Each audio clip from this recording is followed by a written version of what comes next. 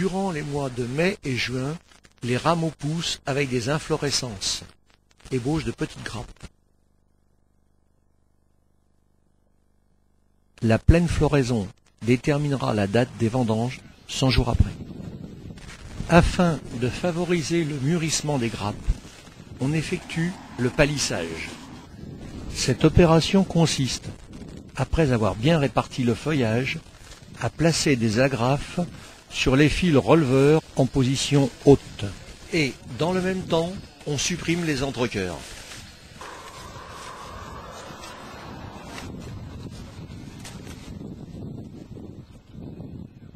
Cette répartition du feuillage est favorable à l'activité photosynthétique et limite l'humidité au niveau des grappes.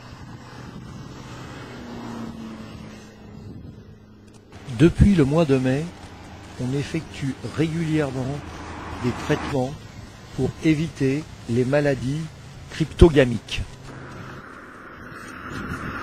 Après le palissage vient l'essimage, qui est le premier des rognages. La vigne est taillée à 1,10 m.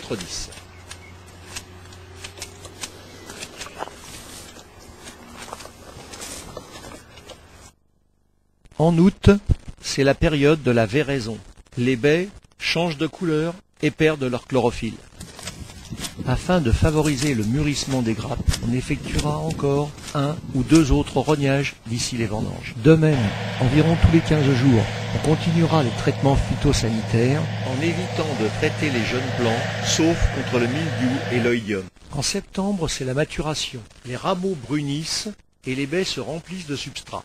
Le CIVC fixe la date de l'ouverture des vendanges pour chaque commune viticole en fonction du degré de maturité de leurs raisins.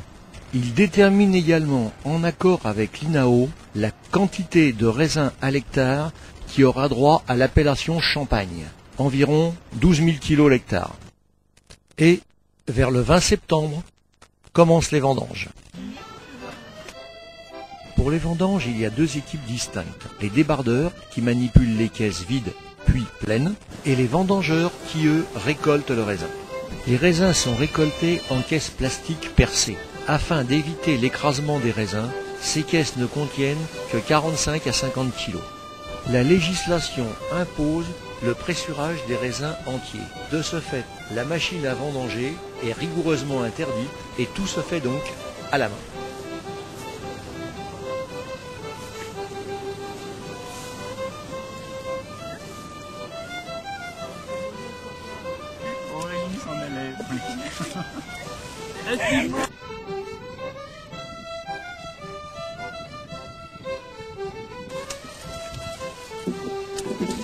Ici, on est dans de la vieille vigne, je veux dire.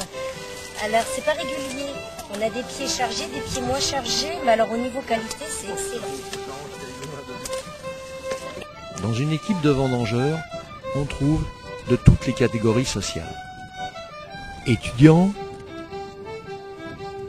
boulangers en vacances, agricultrices en retraite, mères habituellement au foyer, un vigneron retraité faisant les vendanges uniquement pour le plaisir.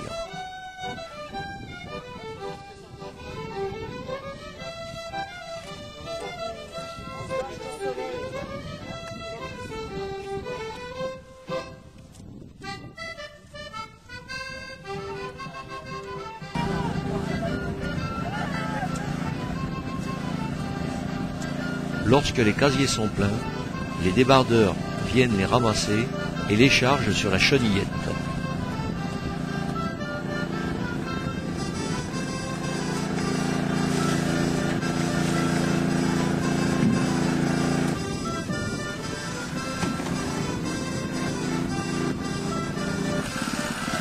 Et de la chenillette au tracteur qui lui ira au vendangeoir.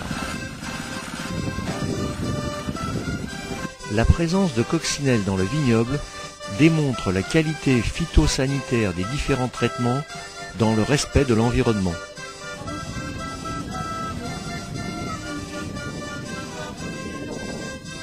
La vendange des rangs étant terminée, c'est la pause. Après quoi, on va recommencer sur une nouvelle parcelle.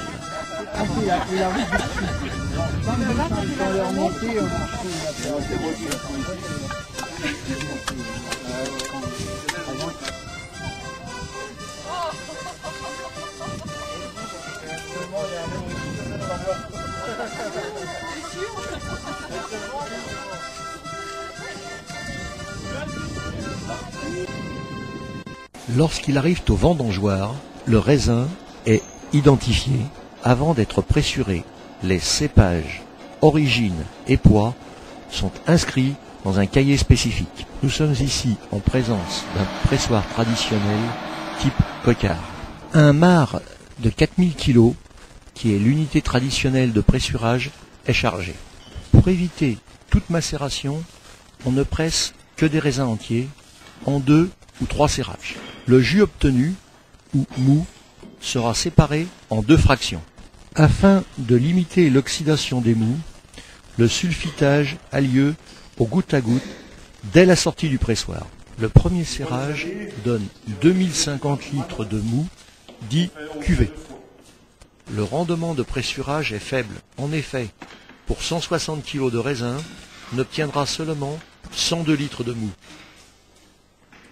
Dans un pressoir traditionnel, les raisins situés à la périphérie ont été soumis à une pression plus faible et donc moins bien écrasés. Ils seront donc ramenés vers la partie centrale.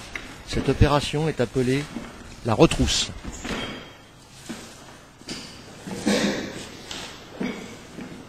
Les bonnes années, j'ai réflexionné, c'est pas trop mal. On fait 2 fois.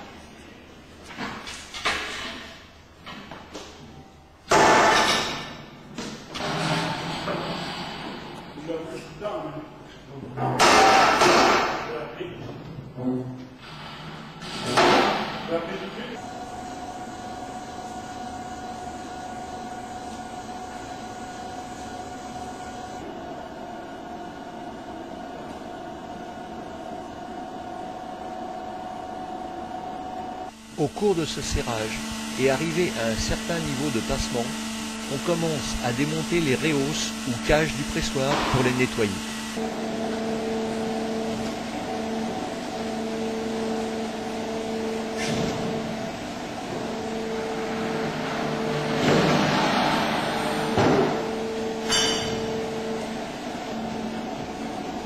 Puis on effectue la seconde et dernière retrousse.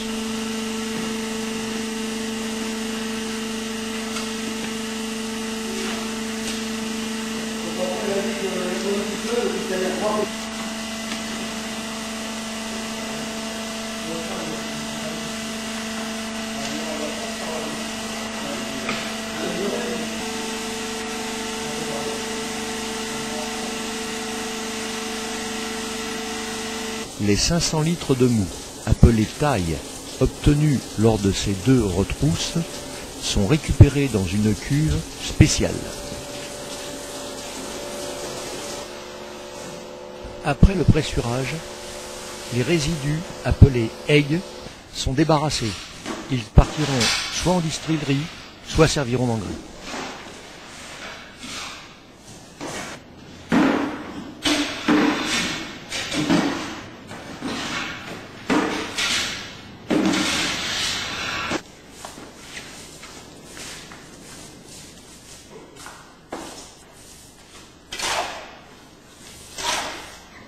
Le pressoir est complètement nettoyé,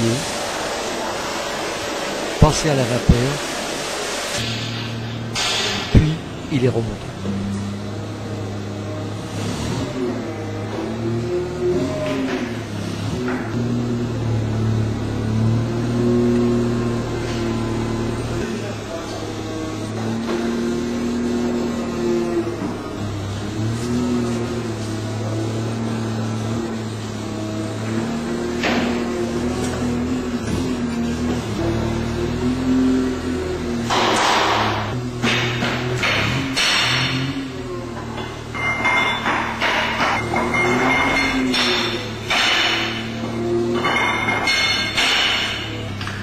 Après avoir été vidées dans le pressoir, les caisses, appelées comportes en Champagne, sont lavées avant d'être retournées dans les parcelles de vignes où les débardeurs les installeront dans les rangs à vendanger.